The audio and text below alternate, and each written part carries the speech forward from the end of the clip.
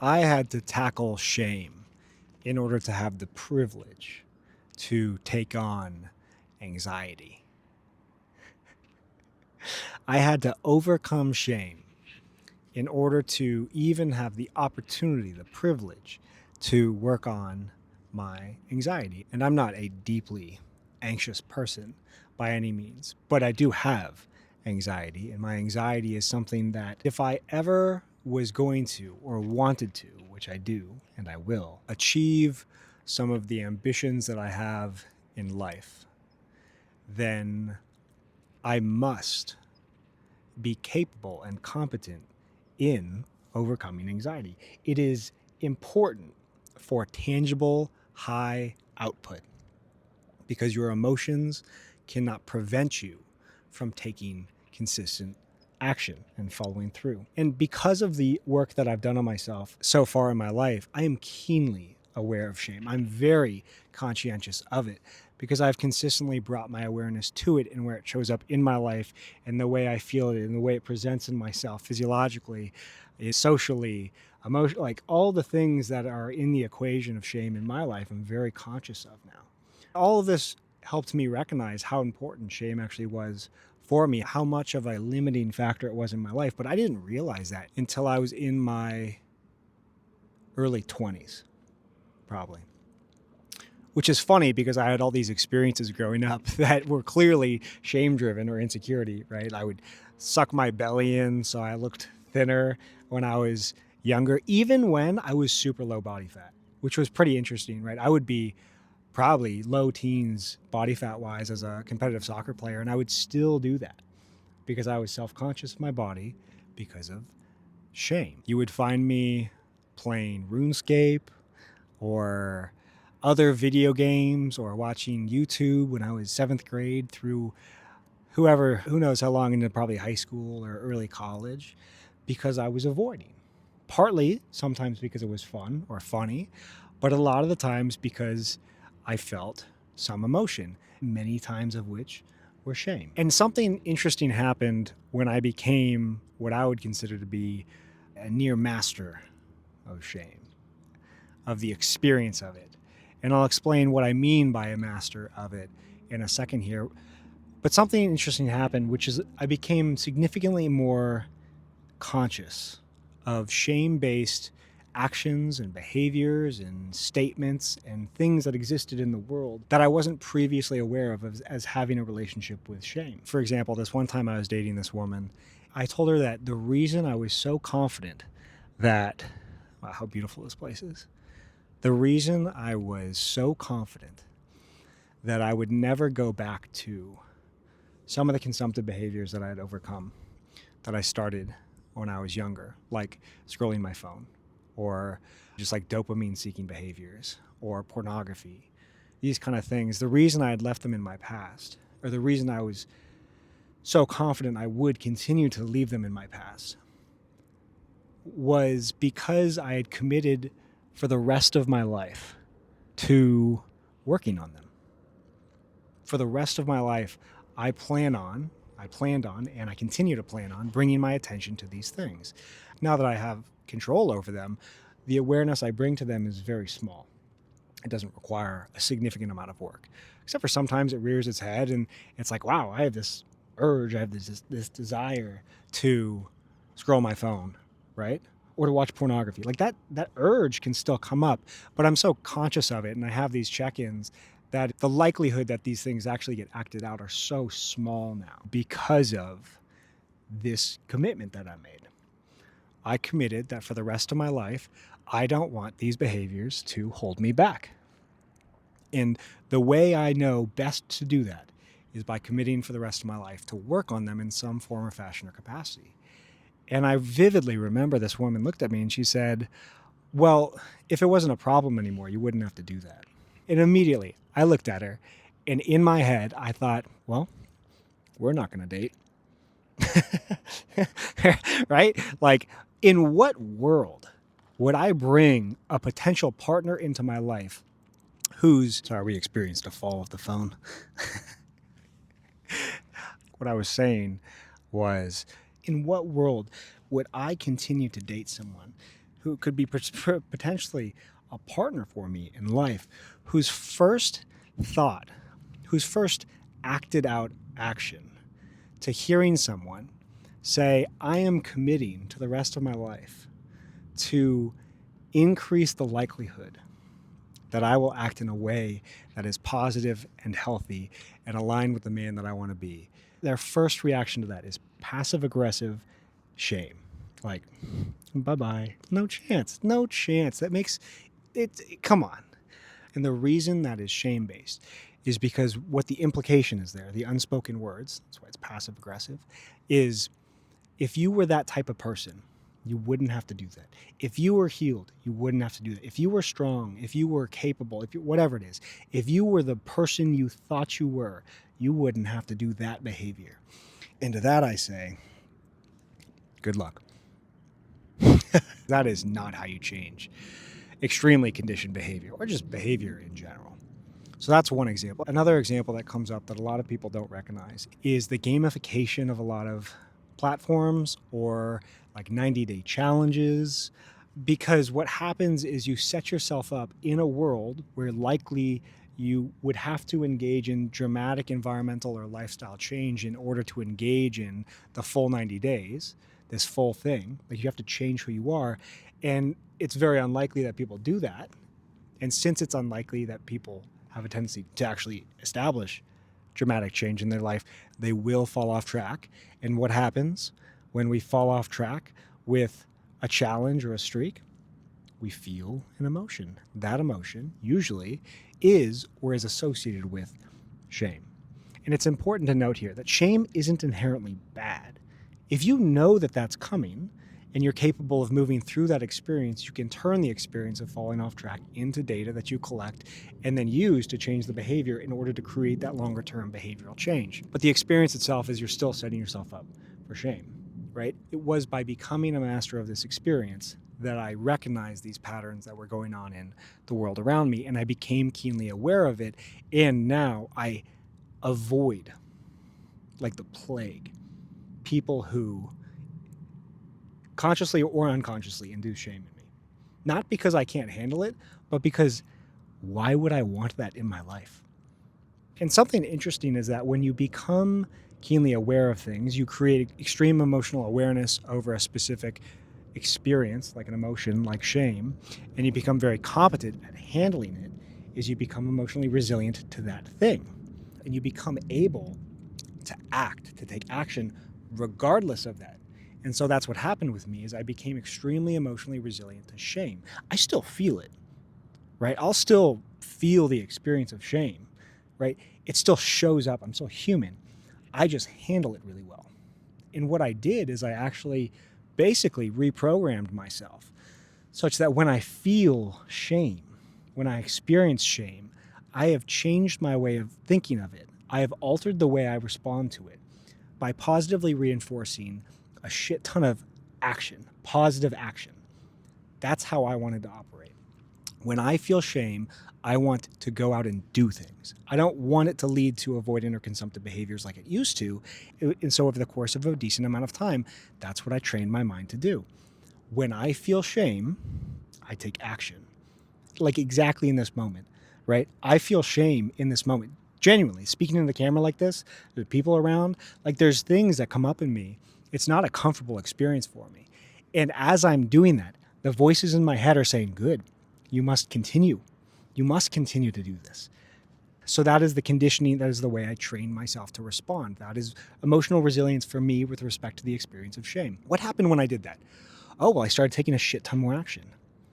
Well, now that you have a shit ton more action, I am allowed, I've opened up the opportunity, the privilege to experience anxiety. This is how I freed myself from shame and gave myself the privilege of experiencing genuine anxiety. And I'll explain what that means right now. The premise of it is pretty simple. I turned one of my most primal negative experiences into fuel for action. And in doing so, what do you think happened? I took a lot more action, regardless of the shame, instead of avoidant behaviors. And so what happens when you take significantly more action regardless of how you're feeling. Oh, you start to accomplish a lot of things. You start to put things out there in the world that you once were ashamed of yourself for doing or were too ashamed in order to do. And what happens when you're now putting a lot more out there? You can fail. All right. And so anxiety was always there. But now that there weren't coping mechanisms that were piled on top of the experience of anxiety, now that it wasn't covered up by other things like shame, it gave me the opportunity to experience it on a more consistent, real basis. It allowed for it to come to the surface, not just in the extreme moments, right? And a common experience for people is there is a lot of anxiety, right? Just present from plenty of things that are going on in life, but they won't feel it in its full intensity a lot of the time. They will have this chronic kind of underlying feeling of anxiety that's not all consuming, but it is still consuming because you know it's there. You're like, if I stop moving, if I do the thing, like, it's not like I'm actively going into panic attacks all the time, but like, yes, I feel this anxiety. For example, it rears its head when you have a deadline that you've procrastinated. You had shame, you fed the negative feedback loop, you ended up procrastinating, scrolling your phone, watching YouTube, playing video games, doing whatever it was. You feel more shame. All of that negative feedback loop is on top of the anxiety that was there until it's deadline time and you're like, oh shit, I haven't done the thing. Anxiety. Or big events, you have to speak. You have a moment that allows it to show up out of the surface like a volcano that was covered by the rock of the experience and of the coping mechanisms. It was always there, but the dull, constant cover-up of other emotions or of undesirable behavior or poor decisions. Ooh, poor decisions. You chose the comfortable shit. You chose the comfortable job. You chose the comfortable partner, the comfortable family, the comfortable life. Comfort isn't always bad, but you chose things that shielded you from ever possibly failing. Ooh. Now that's a gnarly one, right? That's when it truly comes out. Those are the moments when that underlying experience that you had covered up, that's when it comes up and you have to experience it. It doesn't happen all the time. It's only when these big crisis moments or big deadlines or whatever the thing is occurring. So it's every couple months, it's every couple weeks, maybe it's every week, whatever it is. But it's showing up only in the moments where it's allowed to show up by forcing its way through this wall of coping mechanisms and poor decisions. But then what happens when you release the coping mechanism? You release the avoidant behaviors, you release the shame, or you become extremely emotionally resilient for it. Well, all of a sudden, there's nothing to hold it back. Oh, fuck. Right? There's nothing holding it back now. It can come up whenever it damn well pleases. It doesn't need a crisis moment. It doesn't need you to procrastinate anymore. Why? Because you're not really procrastinating anymore. Ooh, what a gift you've just given yourself to experience genuine anxiety on a more consistent basis because you did the work to overcome the consumptive or avoidant behaviors or the other significant emotions that you were experiencing that were covering it up. Oh, what a privilege that is. Because now you have no reason. You've removed the shame, so now you are pursuing your potential with no apology and full fucking force, which means you genuinely have the opportunity to fail. And that is an oh fuck moment. That is, oh, I can literally feel it right now. It's the tension in my shoulders, chest. It's in my forehead right here. It's a fatigue, like a genuine fatigue. It happens when you realize you aren't where you want to be in life, or you haven't lived up to the place where you expected yourself to be in life, where you put effort in and actually fucked up. Like you moved through the hard things of the shame or the other emotions and the avoidant behaviors and actually put effort in, and you actually messed up, right? By trying, not by not trying, where you hit a limit. That's anxiety. Ooh, and what a privilege that experience is. I've gone through some anxious moments recently myself in the past month and a half, quite a bit of stress. And what a privilege it is, not only to see this beautiful view and share this with you, but to experience that. To sit in that experience of putting all that you have into something and to continue hitting a wall that says, you shall not pass.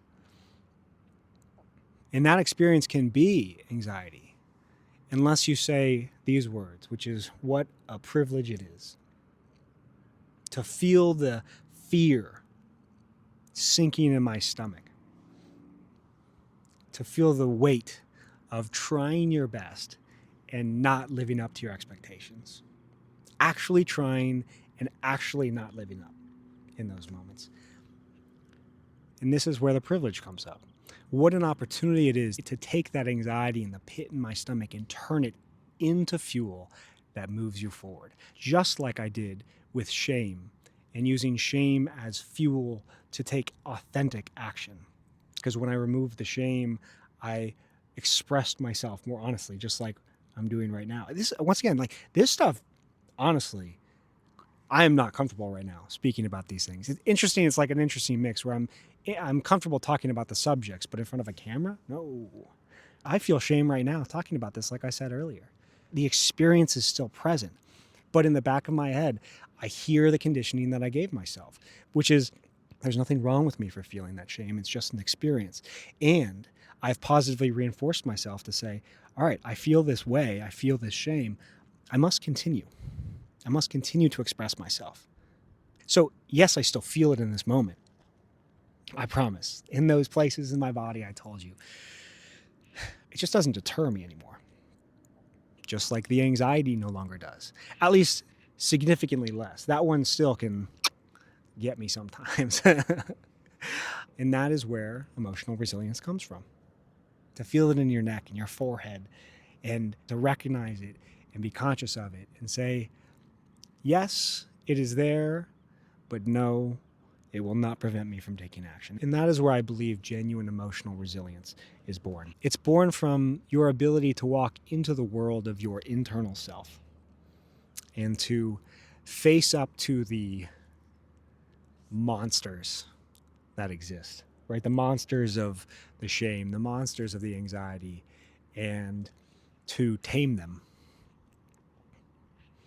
Not just into submission, but into something that you can actually use to create momentum, as if you're fucking riding these monsters now, so that they carry you into the unknown that they once prevented you from seeing, or protected you almost in a weird way from even being able to see or experience. Which, in a sidebar, is the experience of numb comfort. When you feel like you have numbed yourself into a place of comfort, that is what that experience is. Because you are not expressing yourself genuinely, you're not pursuing the goals or the dreams. You've allowed those things to tame you, and you feel numb. And so instead of that, you tame the monsters and you ride them off into the unknown that they once prevented you from seeing. And regardless of the result, regardless of what the unknown looks like, because there's uncertainty out there, that is where the heroes are made, in my opinion. Out in the world, beyond the fence, beyond the gate, beyond the gatekeeper, in the world of uncertainty, where the strong emotions, not in this fantasy world that I'm talking about, but like in the real world, cause you to feel physiologically, potentially like ill. Or the ones that used to drive you to your phone or to your laptop or to the late nights or to whatever your consumptive behaviors are, and to say, enough. I'm done with that. Let me see the unknown. Let me be in the unknown. Let me be in the place where people make fun of me. Let me be in the place where I put myself and my ideas and my actions with all of the fucking human force of my soul onto a platter and show it to people and have them say, I don't like that. That's where the heroes are made. At least that's what I think.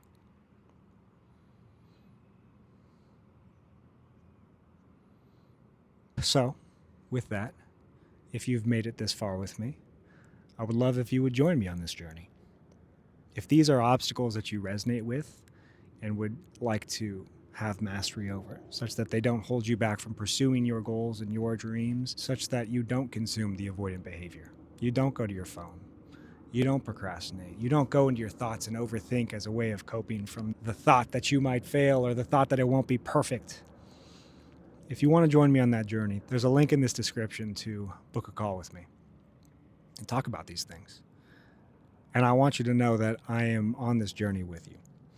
I have the tools and resources to support you to go toe-to-toe, face-to-face with these emotional experiences, with these practical experiences, with the phone, with the urges to deal with it, and to move through them, and to take the actions that you wanted to take. So if that's you, feel free to book a call with me. Regardless of if that's you and you've made it this far, I would love if you would like this video, follow or subscribe this channel, and share this with 1 or 2 people that you think it might resonate with or help. Because part of my lifelong journey is dedicated to helping people in these kind of positions. And the more people that I get this message to, the faster I am able to help those people. And I would be deeply grateful if you would share it. So with that, I hope you likewise are watching a wonderful sunset somewhere. And have a great day. Peace.